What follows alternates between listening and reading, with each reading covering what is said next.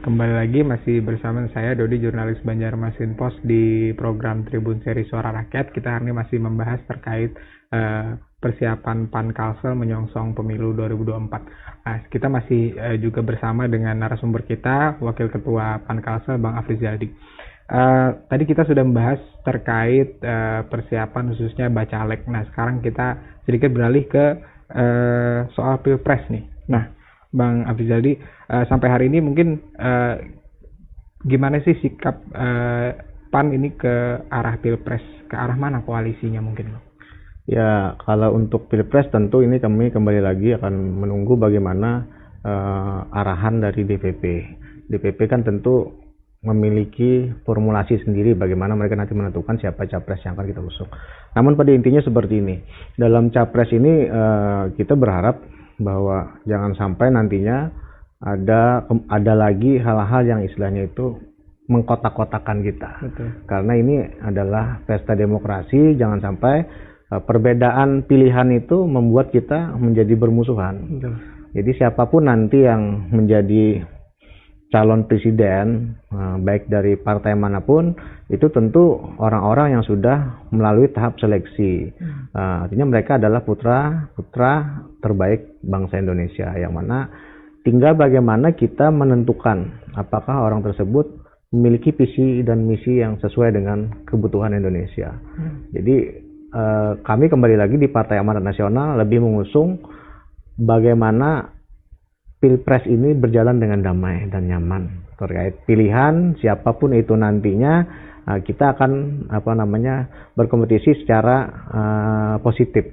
Jadi jangan sampai lagi ada black campaigns, ada lagi sebaran-sebaran hoax yang sangat merugikan. Pengalaman di 2019 itu mungkin sampai sekarang masih ada yang tidak tersisa. bertegur sapa. Betul. Hanya gara-gara perbedaan pilihan presiden. Nah, ini jangan sampai terjadi lagi di 2024. Nah, kita berharap bahwa siapapun nantinya yang menjadi pemimpin Indonesia itu adalah orang yang sudah mendapatkan mandat dari masyarakat, mandat dari rakyat yang bisa menjadikan Indonesia ini lebih maju lagi. Jadi harapan PAN ini di 2024 ini tidak ada lagi terpolarisasi masyarakat ya Bang ya? Iya, betul. Kalaupun nanti kita ada perbedaan pilihan, makanya di PAN itu kami sedari awal DPP PAN itu telah memberikan hak demokrasi kepada seluruh DPW yang ada di Indonesia. Jadi kami diberikan kebebasan untuk menentukan siapa yang menjadi pilihan Pilpres pilihan sesuai dengan kebutuhan wilayahnya. Makanya beragam, ada yang mengusung Pak Ganjar, ada yang mengusung Pak Anies, ada yang mengusung Pak Prabowo. Ini diusulkan ke DPP. Nanti DPP yang menggodok nama-nama tersebut, bahkan ada nama-nama di luar itu kan. Nah, kami diberikan kebebasan untuk memberikan kontribusi pilihan. Artinya nanti dari nama-nama tersebut akan dilihat secara politik oleh DPP. Bagaimana nanti DPP bersikap mengambil keputusan itu sudah menjadi ranah mereka. Kita di daerah ini hanya menjalankan apa yang menjadi arahan dari DPP, karena PAN itu satu tarikan napas ya, artinya apa yang menjadi arahan DPP itu akan kita laksanakan di daerah. Nah, Bang, ini cukup menarik. Kemarin sebelum Pak Ganjar waktu itu diusulkan oleh PDIP, ini beliau sempat ke Kalsel dan bertemu Pak Muhyiddin. Waktu itu Pak Muhyiddin sempat menyebut mengesankan beliau akan mau mendukung nih Pak Ganjar.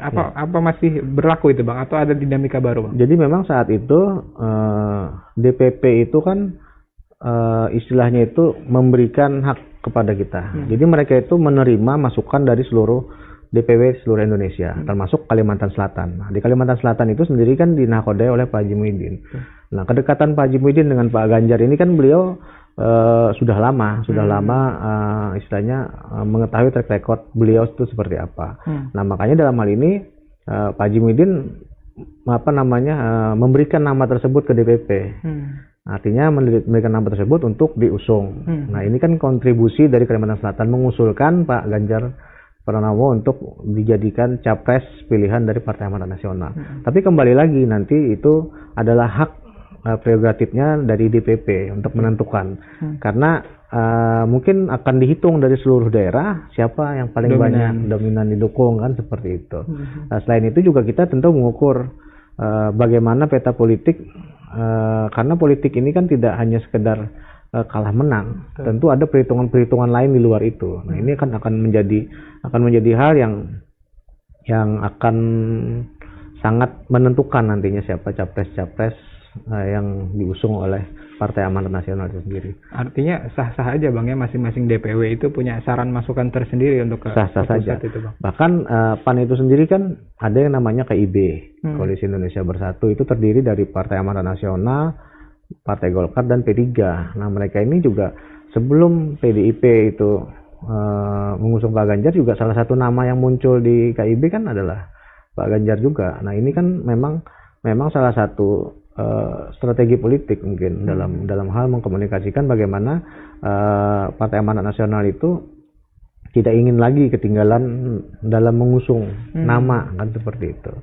Kalau Partai Nasdem sudah identik dengan Anies Baswedan, ya mungkin Partai Amanat Nasional harus memiliki salah satu figur yang bisa dijadikan salah satu capresnya. Tapi tidak menutup kemungkinan siapapun memiliki potensi untuk diusung oleh Partai Amanat Nasional. Kalau berkaca ke 2019 sedikit Bang, ini agak menarik. Waktu itu Pak Muhyiddin punya pilihan tersendiri nih, agak beda sedikit dengan DPP. Apa mungkin lagi kejadian ini Bang? Gimana Bang? Nah, itulah uniknya Partai Amanat Nasional, tidak ada hal yang bersifat baku. Jadi kebutuhan politik setiap daerah itu tentu beragam. Nah, di situ Pak Haji Muhyiddin menunjukkan bahwa beliau memiliki hak untuk menentukan siapa yang beliau usung dan dukung. Karena itu juga ditentukan oleh DPD yang ada di Kalimantan Selatan. Tidak mungkin kita bertentangan dengan DPD kan. Artinya suara-suara itu kita akomodir, kita masukkan, dan kita suarakan ke pusat bahwa di sini kami mendukung salah satu calon yang memang berbeda dengan yang diusung oleh pusat. Nah, itu kebutuhan politik secara teritorial daerah. Dan ini tidak bisa dijadikan salah satu barometer. Nah, tapi pada intinya itu pertaruhan bahwa seandainya saat itu Haji Muhyiddin langkah yang beliau ambil itu tidak terbukti, tentu DPP akan bersikap. Nah, tapi ternyata apa yang dilakukan oleh Pak Haji Muhyiddin menuang hasil. Betul. Bahwa kenaikan kursi Partai Amanat Nasional di pemilu 2019 itu menaik signifikan. Artinya strategi politik yang beliau canangkan di Kalimantan Selatan itu berjalan efektif. Dan ini harus diakui oleh DPP, dan sampai sekarang DPP menghargai, menghormati pilihan tersebut.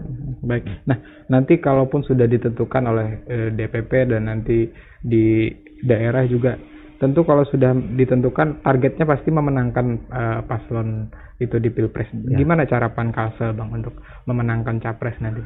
Jadi tentu kita harus sejalan dengan bagaimana nanti perolehan kursi kita juga harus sejalan. Jadi jangan sampai nanti kita terfokus pada pemenangan capres, tapi terlena dan tidak memperhatikan bagaimana perolehan kursi itu yang sebenarnya lebih dominan dan lebih potensi untuk kita raih. Karena ini pernah kejadian di Jawa Tengah.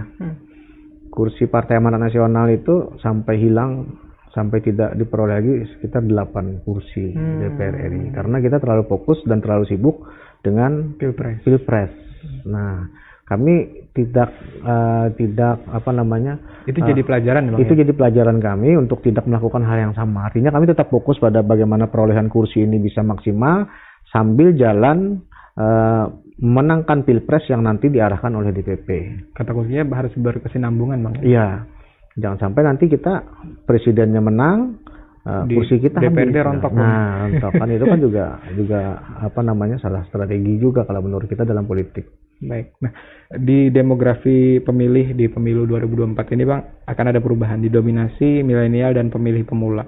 Tadi mungkin sempat disinggung, ada cukup banyak juga segmen milenial dan pemula di DPD PAN. Nah, ini gimana cara PAN Kalsel untuk menggait suara milenial dan pemilih pemula ini Bang? Nah, ini sangat menarik. Artinya ada sekitar 40 ya. Kurang lebih 40% itu pemilih milenial, yang mana mereka ini mungkin bisa dikatakan masih labil ya dalam menentukan arah politiknya kemana. Nah, yang penting itu seperti ini, sebenarnya kita harus bersama-sama mensosialisasikan ini kepada para milenial, para remaja ini, bahwa mereka jangan sampai apatis terhadap yang namanya politik. Karena selama ini kan saya beberapa kali melakukan acara pertemuan yang digagas oleh Kesbangpol itu rata-rata dari mereka itu terkesan apatis dan ketidakpercayaan terhadap politik itu sangat mendarah daging.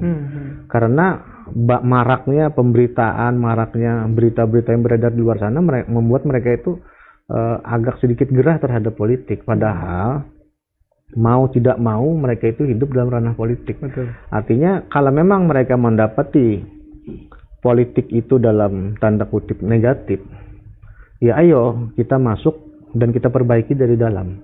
Jangan kita nantinya bersikap apatis, teriak-teriak di luar dan bersikap tidak peduli terhadap politik, tapi begitu ada kebijakan-kebijakan yang mana ranahnya itu harus didominasi oleh dunia politik, ya kita akhirnya harus berjibaku kembali lagi dengan orang-orang politik. Nah, makanya dalam hal ini saya selalu mengarahkan kepada para milenial, para adik-adik remaja itu, ayo kita bersama-sama membenahi dunia politik ini sesuai dengan apa yang menurut kalian itu baik dan benar.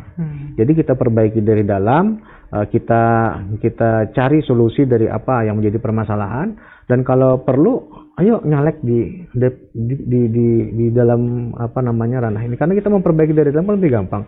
Nah, saya yakin dengan sosialisasi yang masif seperti itu seandainya dilakukan oleh seluruh instansi, tingkat partisipasi dari pemilih milenial ini akan sangat menentukan, karena mereka ini adalah agen perubahan di mana masa depan bangsa Indonesia ini tergantung dari bagaimana nanti mereka bergerak.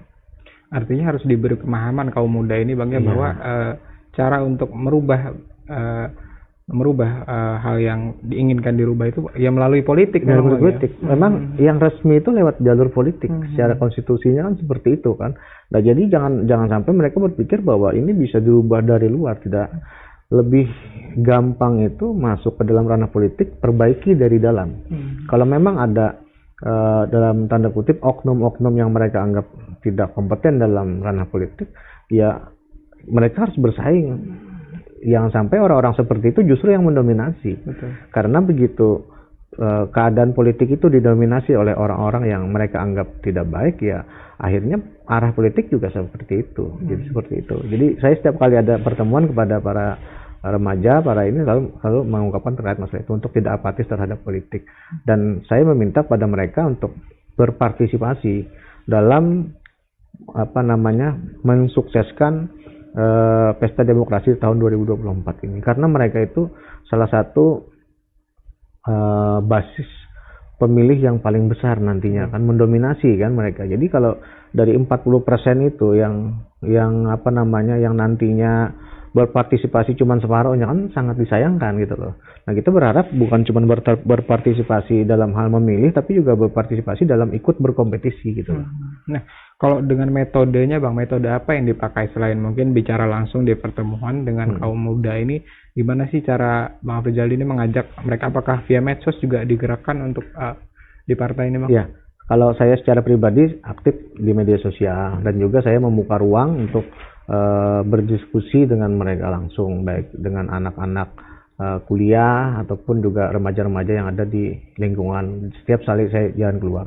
Jadi konstituen saya itu jauh lebih besar para remaja sebenarnya, karena lebih gampang kan kalau bicara itu. Jadi bicara itu tidak harus dengan konsep resmi.